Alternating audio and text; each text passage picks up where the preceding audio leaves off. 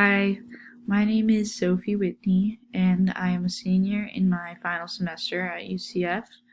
My major is in political science, and I have a minor in diversity and social inequality. Uh, I'm taking this course mostly because I'm pretty much finished with all my major-based requirements, and I had leftover credits that I still needed to get from any area at all, and that's why I wanted to take this opportunity to study things that I hadn't really gotten a chance to in the past couple of years at UCF. And philosophy is something I've always had a particular interest in, but never had a chance to take a course on it. I expect this course will be easier for me to connect with emotionally and thoughtfully than a lot of the other courses I've taken at UCF. So I'm really excited for that.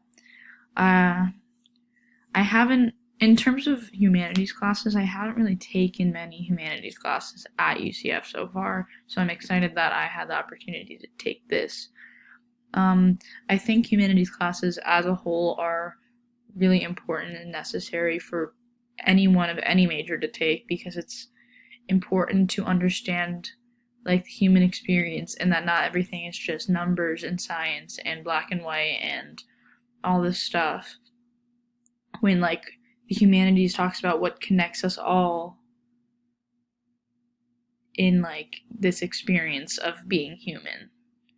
My favorite part about the humanities is that it's such a vast subject, and since it's the study of human culture and we look at it through literature and art and philosophy and music and all of these things that are not as rigid as some of the other subjects in school that are taught so much and held to such a high degree, when these are the things that connect us to each other and connect us to the world around us where we can express ourselves. So I think that's what sets humanities apart from other subjects that are so heavily ingrained into curriculum. So I'm just really excited to learn and be a part of this course. Thank you.